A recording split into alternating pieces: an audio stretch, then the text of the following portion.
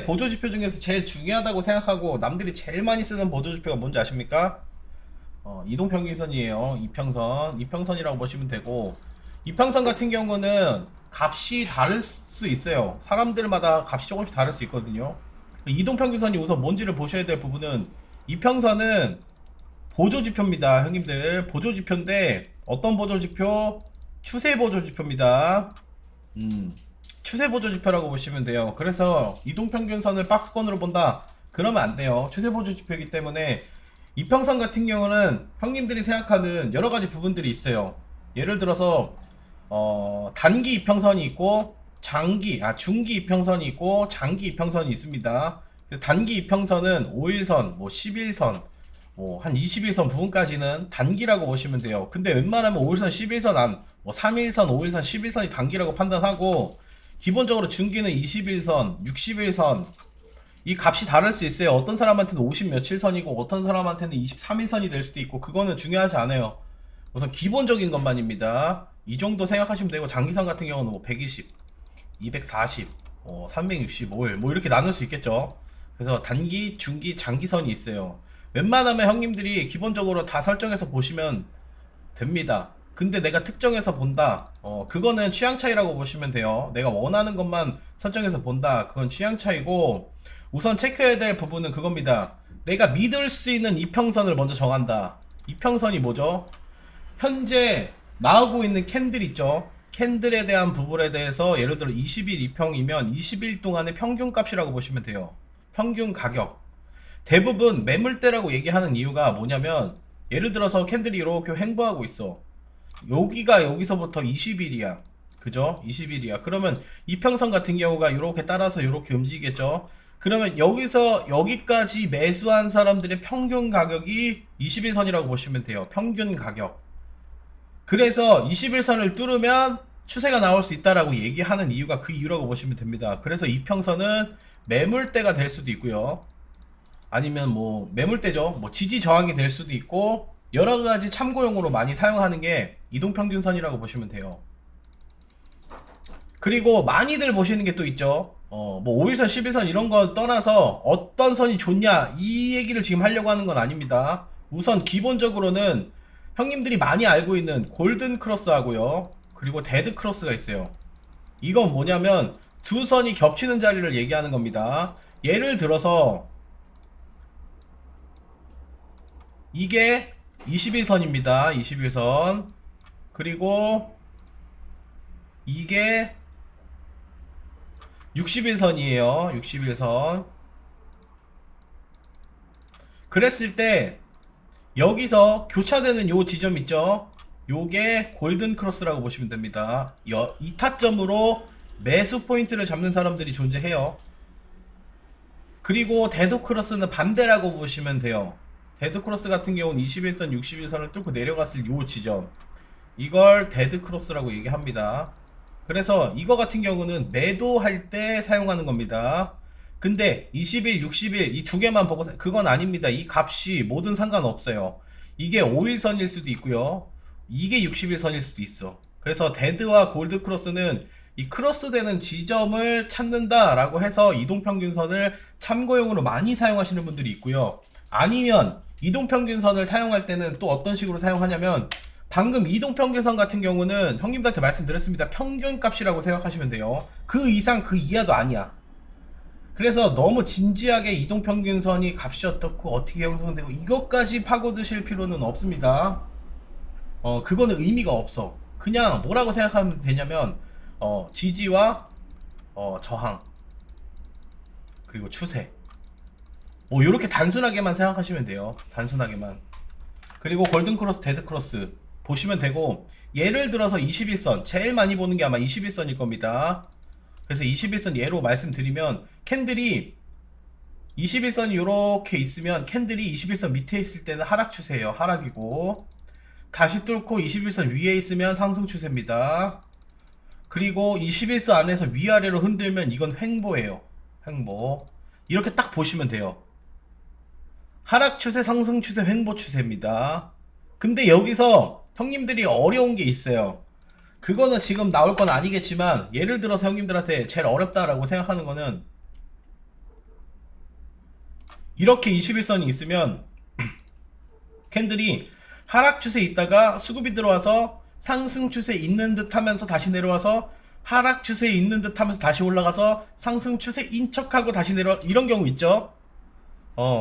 깔끔하게 예를 들어서 이렇게 캔들이 움직이면 작은 폭으로 이동평균선이 그냥 가운데만 질러갈 겁니다. 근데 이건 왜 이렇게 생기냐? 등락폭이 커서 그래요. 이 캔들 등락폭이 커지면 이래요. 상승 추세 인척하고 하락 추세로 바뀌고, 하락 추세 인척하면서 상승 추세로 바뀌고, 상승 추세 인척하면서 하락 추세로 바뀌는 거야. 근데 아셔야 될 부분, 이것도 박스권이 맞아요. 이것도 박스권으로 보는 거야. 이것도 박스예요. 무조건 딱 옆으로 긴다고 해서 박스권은 아닙니다. 그래서 형님들이 어려워하는 건 이런 구간이야. 딱 깔끔하게 이런 구간만 나온다라고 하면 형님들이 돈을 못 벌면 바보겠지만, 이런 구간만 나오지 않기 때문에 바보가 아닙니다. 형님들은 천재예요. 형님들은 시간봉 기준이 될 수 있고, 날봉 기준이 될 수 있고요, 분봉 기준이 될 수 있어. 그 기준은 형님들이 정하기 나름이에요. 그래서 이동평균선을 보신다고 하시는 분들은 우선 딱 정리해드리면, 아까 말씀드린 단기를 보느냐, 단기평선, 뭐 3일선, 5일선, 11선, 뭐 중기를 보느냐 해서 뭐 21선, 뭐 61선 이렇게 보느냐, 장기평선을 봐서 120, 뭐 240, 뭐 365일 이렇게 어떤 걸 볼 거냐 라고 형님들이 생각한다면, 보는 방식은 다 똑같아요. 그 대신 빠르냐 느리냐야. 빠르냐 느리냐기 때문에 형님들이 잘 선택해서 보시는 게 제일 좋습니다. 이 안에서 형님들이 집중적으로 볼 거를 딱 두 개를 집으시는 게 제일 좋아요. 딱 하나도 아니고 두 개. 예를 들어서 나는 21선하고 61선만 볼 거야. 중기. 왜? 나는 느린 것도 싫고 빠른 것도 싫어 라고 하면 21, 60일만 중점적으로 보시면 되고요. 나는 느긋하기 때문에 장기만 볼 거야 하면 장기만 보시면 돼요. 근데 속 터질 겁니다. 장기만 보면 속이 터져요. 근데 나는 성격이 급해. 난 대한민국 사람이기 때문에 무조건 단타지. 단기만 보겠어 라고 하면 매매 횟수가 많아지거나 손절이 많이 나갈 확률이 높겠죠. 그래서 그 부분은 참고하시면 되고, 예를 들어서 단기로 보는데 내가 일봉을 봐. 이러는 건 괜찮아요. 근데 단기 보면서 일본봉 본다? 큰일 날 소리 아직 하고 있다고 보시면 돼요. 이건 큰일 날 소리예요. 그래서 이렇게 하시면 안 되고, 단봉을 보더라도 분봉을 보더라도 웬만하면 중기나 장기도 참고하시면서 보는 게 제일 좋습니다. 단기 평선은 신뢰도가 많이 떨어져요. 많이 떨어집니다. 그 부분 형님들 꼭 참고를 하셔야 됩니다. 근데 이동평균선 같은 경우는 형님들이 참고할 때 추세 보조 지표입니다. 그래서 그 추세 안에서 캔들이 움직이면, 예를 들어서 이게 21선이야. 얘가 21선으로 밟고 계속 움직이면 상승 추세라고 본다고 얘기했죠. 근데 언제까지 상승 추세를 보냐? 21선 깨지기 직전까지 상승 추세를 봅니다. 내가 여기서 사든 여기서 사든 여기서 샀어, 매수를 했어. 그럼 형님들 익절 라인은 어디 잡는다? 깨지기 직전까지. 깨지면 익절이거나 손절이에요. 요런 기준으로 많이 사용합니다. 이평선은. 이게 60일선이어도 그렇고. 그래서 이게 내가 어디에 기준을 갖느냐에 따라 달라집니다. 그러면 볼까요? 날봉상 켜놓고, 요 노란색 선이 21선이에요 형님들. 여기가 61선이고 이게 120, 이게 240, 이게 365일이거든요 근데 21선 날봉상인데 21선 아직 안 깼죠? 그럼 뭐야? 아직은 상승 추세가 이어가는구나 라고 생각하시면 돼요. 근데 이 자리가 이렇게 깨고 내려왔어. 단기 상승 추세가 끝날 수도 있겠구나, 끝났구나 라고 보시는 겁니다. 이게 이평선만 봤을 때 얘기예요. 근데 나는 이 61선만 본다. 61선 깨지기 전까지는 나는 상승 추세로 보는 거야 라고 하면 그대로 믿고 가시면 됩니다. 얘가 21선이 깨져도 공략할 수 있는 자리 나오면 공략을 계속 하는 거예요. 61선이 이렇게 따라 올라오니까. 근데 61선까지 깨지면 대기해야 되는구나, 더 이상 지금 공격적으로 대응하면 안 되는구나 라고 포지션을 확실히 갖고 계시는 게 좋습니다. 그래서 이렇게 보시면 떨어질 때 21선 밑에 있다가 21선 뚫고, 밑에 있다가 뚫고, 이렇게 보면 뭐가 보이죠? 21선을 뚫었을 때 수급이 들어옵니다. 날봉상 기준이에요. 근데 요런 수급이 들어왔던, 요런 수급, 작은 수급이든 큰 수급이든 대부분 21선을 뚫었을 때 어떤 현상이 생기냐면 박스권을 만들든지 추가 하락이 당분간 안 나와요. 왜 그러냐면 수급 때문에 그런 겁니다, 형님들. 수급 때문에 그런 거예요. 큰 흐름 날봉상 기준입니다. 요런 자리들 있죠. 처음 뚫었던 요 자리, 뚫었던 요 자리, 뚫었던 뭐 요런 자리들 있죠. 뚫었던 요런 자리. 요런 자리 같은 경우는 당분간 머물 수 있어요. 그 폭이 얼마나 됐든 간에.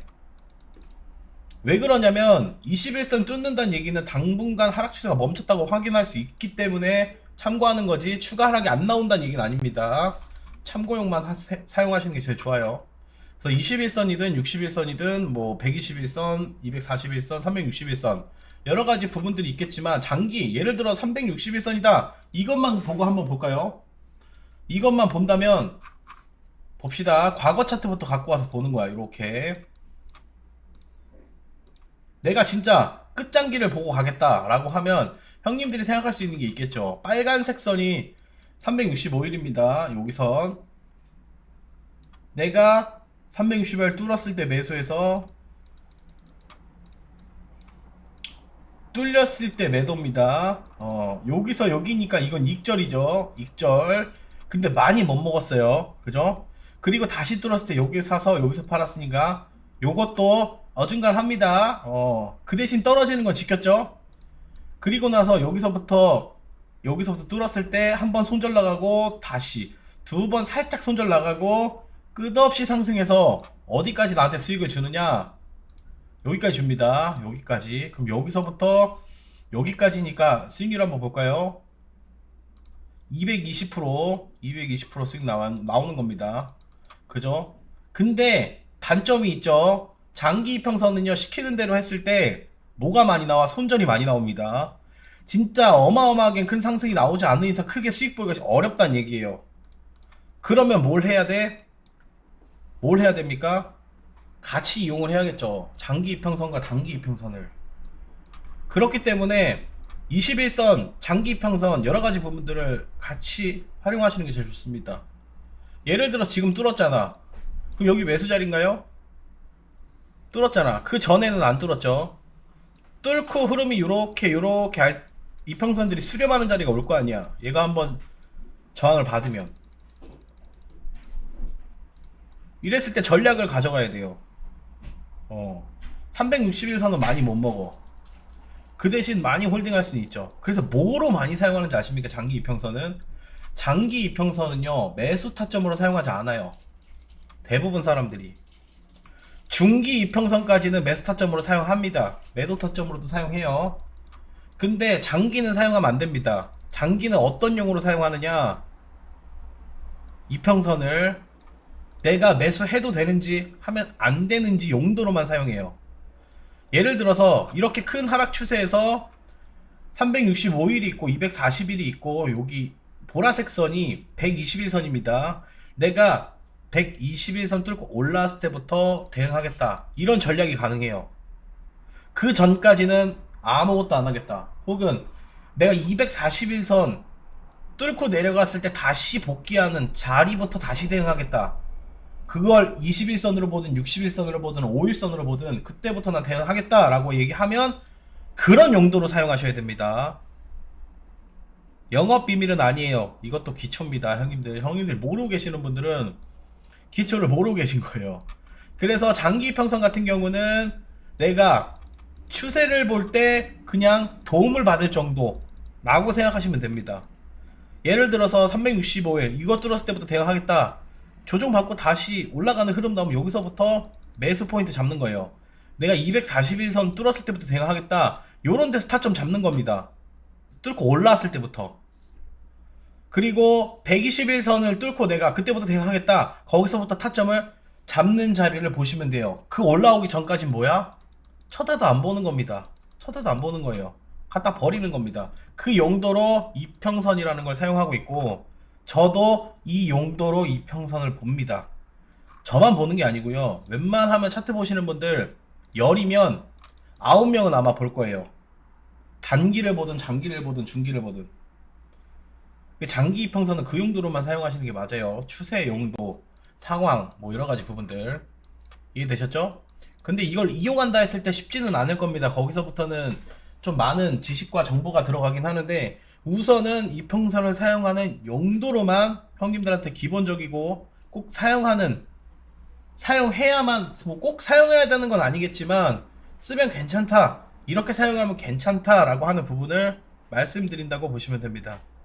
저는요 형님들한테 보조지표 하나만 쓴다면 뭐 쓰는 게 제일 좋나요 하면 이동평균선입니다.